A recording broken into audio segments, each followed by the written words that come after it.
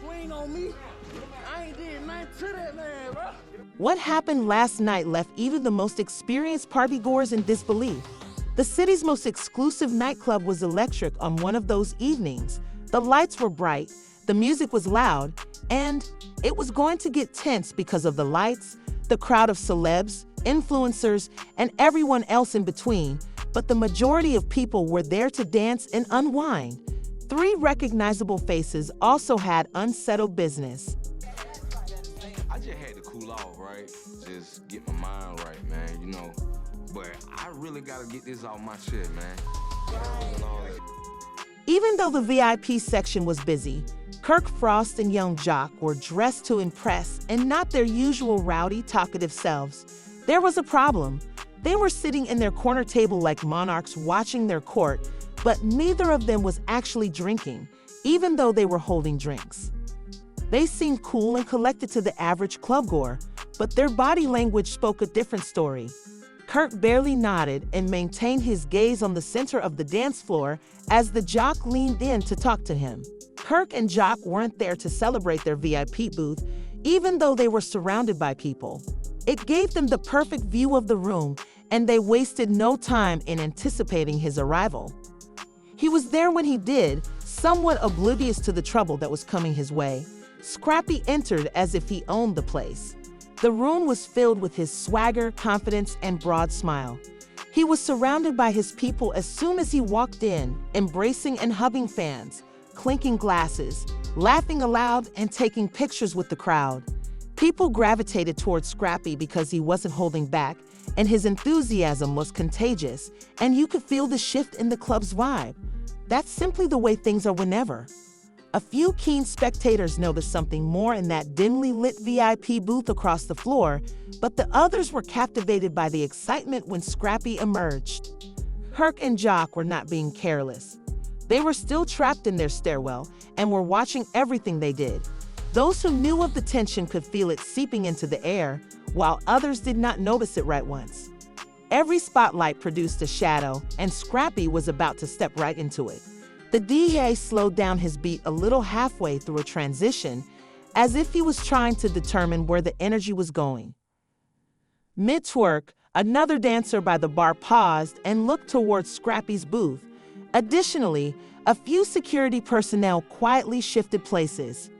The atmosphere at the VIP booth grew even more muted. The Joc looked at his phone and nodded as Kirk leaned in again, whispering softer this time. He then lifted his head and surveyed the club. The relationship was no longer lighthearted. With his eyes narrowed and without a smile, Kirk followed the Joc's chin gesture in Scrappy's sector. When a waitress brought additional drinks, they were already having a good time, but she paused when she reached their booth because of the looks on their faces. Sensing the tension, she set the bottle down carefully, stayed silent, and backed off. Although there were no camera phones yet, everyone in the room knew something was. Some of the people sitting near Kirk's booth noticed as they went down how still he and Joc seemed to be, as if they were waiting for something. However, Scrappy kept laughing until one of his friends leaned in and muttered something. And for a split second, Scrappy looked over his shoulder straight at Kirk and Joc's booth, allowing They were sitting in the air, waiting, not just watching, and the wait was finally over.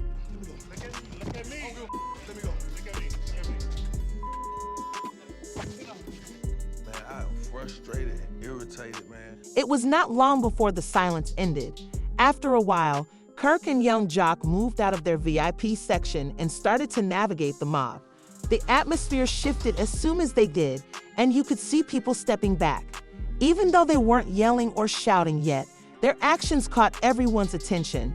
In the vicinity of the center of the dance floor, Scrappy continued to move with his people.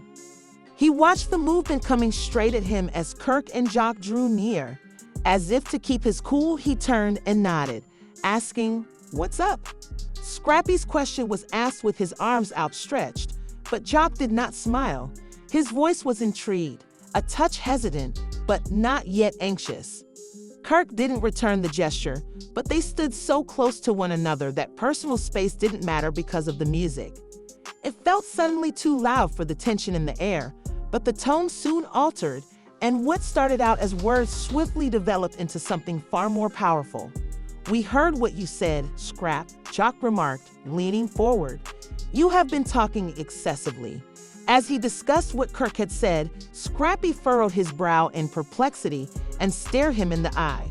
He responded without waiting for an answer, saying, "You know exactly what playing both sides means." When Kirk pulled out his phone and displayed it as a badge of proof, the true weight was dropped behind the scenes.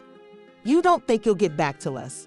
You were at that studio last week, talking recklessly, according to the receipts we received. Do you believe that people will stick by you?" That wasn't even the full chat. Scrappy glanced at the phone and then back at Kirk.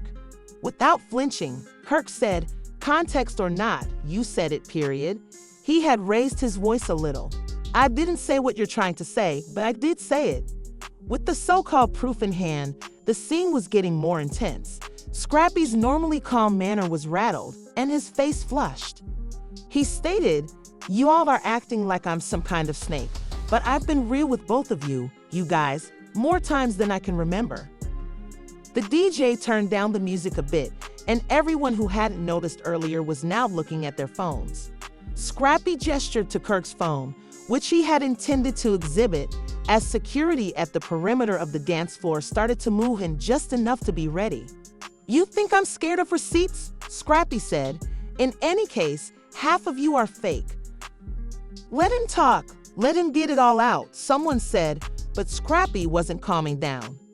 "I held you all down, and now because of a few words out of context, you're all ready to burn it all." They were surrounded by a tight, but not overly close, crowd, as though everyone in the club knew this was bad.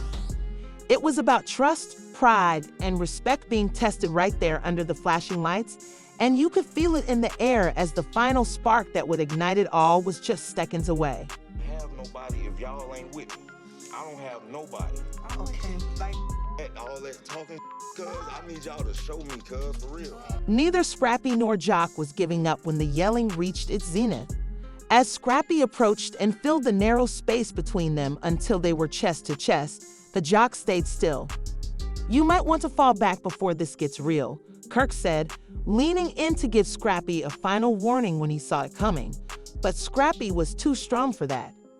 "It already is real," he continued a bit later. Chaos broke out before the music had a chance to stop. Glass cracked, and a drink flew from a table. The only thing Joc did was push forward enough to receive a reaction. After Scrappy shoved him hard in the chest, Joc stumbled back and collided with someone nearby. Everyone suddenly shifted when Kirk jumped forward, and one of Scrappy's boys jumped in to pull. He shoved him away, but that just made him push harder. While trying to step in, a second member of Scrappy's crew stumbled and collided with another VIP visitor. A genuine altercation broke out among the once quiet throng as drinks spilled and chairs toppled. As the dance floor erupted into a whirlwind of shouting, pushing, and flashing lights, several people started recording while holding their phones high.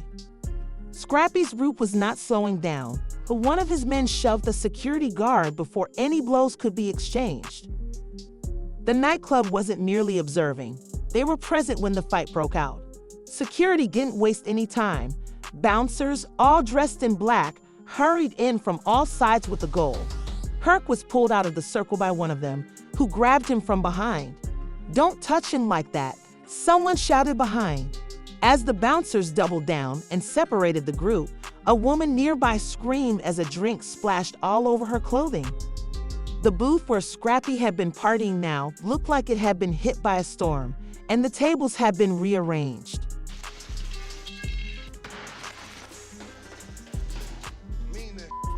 As things started to calm down, club staff moved in behind security to assist in pushing back the mob, picking up broken glasses, and trying to keep more patrons from getting trapped in the midst. 3 security guards surrounded Kirk and Joc as they were escorted out through a side entrance. The DJ realized the shift had halted the music, and all noise had ceased except for shouts coming from the front of the club. Not a word, just angry eyes and fists balled firmly. "Let it go. "Not here," muttered one of the men who held Scrappy by the arm as he dragged his team to the opposite end of the bar. Immediately after witnessing the action, clubgoers outside shared recordings of it, with voiceovers stating things like, "Yo, that's Scrappy and Joc fighting." Someone published a 15-second video. Another person commented, "Never seen drama pop off like this at a club before." People weren't just reacting, they were picking sides. After it garnered thousands of views in hours, several individuals blamed Scrappy for making things worse. Even though the confrontation only lasted a few seconds, the effects will linger much longer because Kirk and Joc have business ties throughout Atlanta.